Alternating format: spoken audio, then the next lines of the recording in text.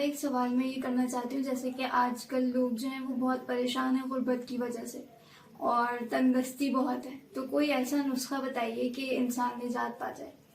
یاد رکھیں کہ ہمیشہ یہ ایسا نہیں ہے کہ یہ اس دور میں ہی ہے، جی ہمیشہ مختلف ادوار آتے رہے ہیں کہ جہاں ایک مرتبہ غربت، مفلسی، ناداری پھیلنے لگتی ہے اور لوگوں کے مالی حالات خراب ہو جاتے ہیں جی اور پھر حالات دوبارہ بہتر ہوتے ہیں۔ صحیح۔ اس کے اندر دو چیزوں کا بہت خیال رکھنا ضروری ہے۔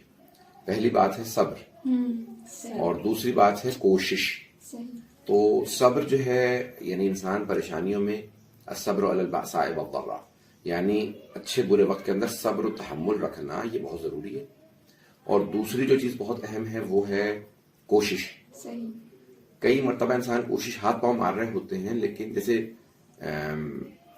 جسے تیرنا نہیں آتا اسے پانی میں دھکا دیتے ہیں تو وہ تیرتا نہیں ہے بلکہ ہاتھ پاؤں مارنے لگتا ہے، ہاتھ پاؤں مارنے سے تھک جاتا ہے، اس کو ڈوب جاتا ہے۔ صحیح۔ میں کسی بچے سے کہہ رہا تھا کہ کبھی بھی اگر تیرنا کہا میں تیرنا سیکھ رہا ہوں، تیرنا نہیں آتا، تو میں نے ویسے ہی بچے سے کہا، میں نے کبھی یاد رکھو جب بھی سوئمنگ پول میں اترو یا تیرنے کے لیے اترو اور دیکھو کہ میری قد سے زیادہ گہرائی ہے تو ڈوبو گے نہیں، اگر ایک اصول یاد رکھو، فوراً اپنے کمر پہ لیٹ جاؤ اور آرام آرام سے اپنے ہاتھ اور پاؤں ہلاتے رہو، کبھی نہیں ڈوبو گے۔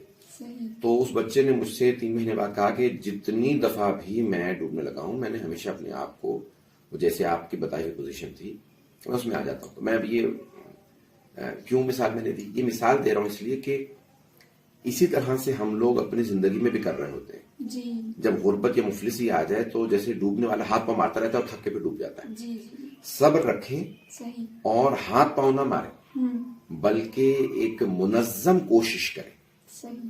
سوچ میں، کیونکہ انسان جب کہ حالات خراب ہوتے ہیں تو اس کا ذہن کام کرنا بند ہو جاتا ہے، جی اسے آئیڈیاز نہیں آتے، اسے خیال نہیں آتا میں کون سا کاروبار کروں، کیا کروں، کیسے حالات کو بہتر بناؤں۔ صحیح۔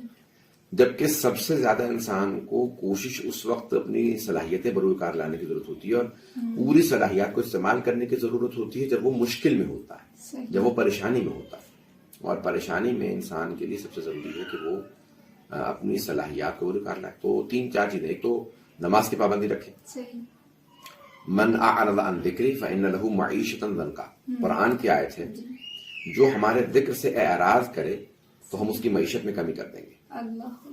تو اب پوچھا معصوم علیہ السلام سے یہ ذکر سے دوری کرنا، تو معصوم علیہ السلام نے فرمایا کہ جیسے قرآن میں بہت سی آیت ہیں، یا ایھا الذین آمنوا اذا نودی للصلاۃ من یوم الجمعۃ فاسعوا الی ذکر اللہ وذروا البیع، اے لوگوں جب جمعے کے دن منادی ندا دے یعنی اذان دے، فاسعوا الی ذکر اللہ، تو پھر ذکر خدا کے لیے آ جاؤ، یعنی نماز جمعہ کے لیے، نماز کے لیے آ جاؤ۔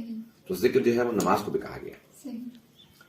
تو علماء کہتے ہیں من اعرض عن ذکری، یعنی حدیث کی روشنی سے ائمہ علیہ السلام فرماتے ہیں کہ ذکر سے مراد ہے نماز۔ من اعرض عن ذکری فإن له معیشۃ ضنکا، تو رزق میں کمی آ جاتی ہے جو لوگ نماز نہیں پڑھتے۔ بے نمازی آج کل جو ہے وہ عام ہو گئی ہے۔ جب لوگ نماز نہیں پڑھیں گے تو رزق میں تنگی ہوگی، رزق میں کمی آ جائے گی۔ تو ہمیشہ یاد رکھیں جو نماز پابندی سے پڑھے گا اس کے رزق میں تنگی نہیں ہوگی۔ نمبر 2، صلوات جو ہے وہ رزق لاتی ہے۔ نمبر 3، معصوم علیہ السلام کا فرمانا ہے، حضرت علیہ السلام کے قرآن کی آیت کی روح سے جناب امیر علیہ السلام نے فرمایا کہ استغفار رزق بڑھاتا ہے۔ گناہ نہیں ہے تب بھی استغفار کریں، استغفر اللہ ربی تھوڑے زیادہ پڑھیں، تو اس سے رزق میں برکت ہوتی ہے، رزق بڑھتا ہے۔ تو بہت سی چیزیں ہیں جن سے رزق بڑھتا ہے اور ان میں سے استغفار ہے، صلوات قرآن پڑھنا، نماز کی پابندی رکھنا۔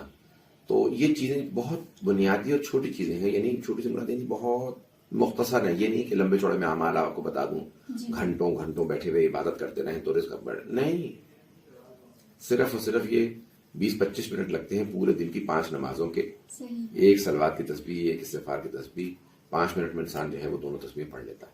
تو یہ چھوٹی چھوٹی چیزیں اگر انسان ان کی پابندی رکھے، زیادہ رزق چاہتے ہیں تو صلوات زیادہ پڑھ لیں، ایک کے بجائے 5 تسبیح پڑھ لیں۔ کوئی بہت ہی زیادہ کوئی پیسہ حاصل کرنا چاہتے ہیں تو 12 تسبیح پڑھ لیں، 14 تسبیح پڑھ لیں، اور زیادہ 5000 مرتبہ ہر روز صلوات پڑھیں، دیکھیں اس میں پھر کتنی انشاءاللہ برکت ہوتی ہے۔ استغفار زیادہ پڑھیں، ان کے سائیڈ ایفیکٹس بھی نہیں ہیں، ان کی سائیڈ یعنی عوارض بھی نہیں ہیں آپ کو کوئی نقصان بھی نہیں ہوگا, صرف فائدہ ہی ہوگا. بے شک ایسے ہی ہے. جیسے دوا زیادہ کھا لو تو انسان کو نقصان ہو جاتا ہے, ایسا نہیں ہے. صلوات اور استغفار میں قرآن کے اندر کوئی سائڈ افیکٹ نہیں. صحیح جتنی استغفار زیادہ پڑھیں گے وہ فائدہ ہی ہوگا, کوئی نقصان نہیں ہوگا. صحیح بے شک. تو کثرت سے استغفار پڑھیں, رزق میں برکت ہوگی. لیکن آغا صاحب کبھی کبھی ایسا ہوتا ہے انسان بہت کچھ کر لیتا ہے, دعائیں نمازیں, لیکن کام ہونے بھی والا ہوتا ہے لیکن اس میں کوئی نہ کوئی رکاوٹ آ جاتی ہے.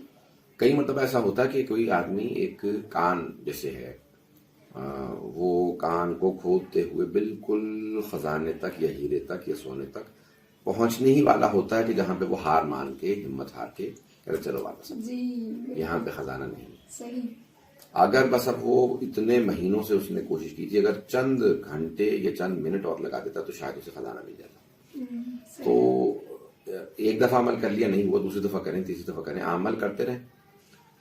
دیر تو ہو سکتی ہے, اللہ کے یہاں اندھیر نہیں ہے. بے شک بے شک. تو اللہ کے یہاں دیر ہے, اندھیر نہیں. بے شک تو بس یہ جو افراد کے میں دو تین دفعہ عمل کر کے دیکھ لیا, اللہ کو کئی افراد کا زین العابدین فرماتے ہیں, علیہ السلام فرماتے ہیں کہ بعض اوقات اللہ اپنے بندوں کی, بعض بندوں کی اس لیے بھی نہیں سنتا کہ اسے ان کا مانگنا بہت پسند ہوتا. میں فوراً نہیں سنوں گا, یہ اور مانگے اور مانگے اور مانگے, میں اس کو بہت عطا کر دوں گا, جس سے مجھے مانگنا پسند ہے نا, اس کو عطا نہیں کر رہا تاکہ یہ مانگے. بعض لوگوں کا مانگنا اللہ کو اتنا برا لگتا ہے کہ اس کے پہلے ہی مانگنے پہ دے دو, یہ دوبارہ نہ مانگے. اس نے بہت ہی برے انداز سے مانگا. آغا صاحب میں آپ کا بہت بہت شکریہ ادا کرنا چاہوں گی, آپ نے ہمیں وقت دیا, بہت شکریہ.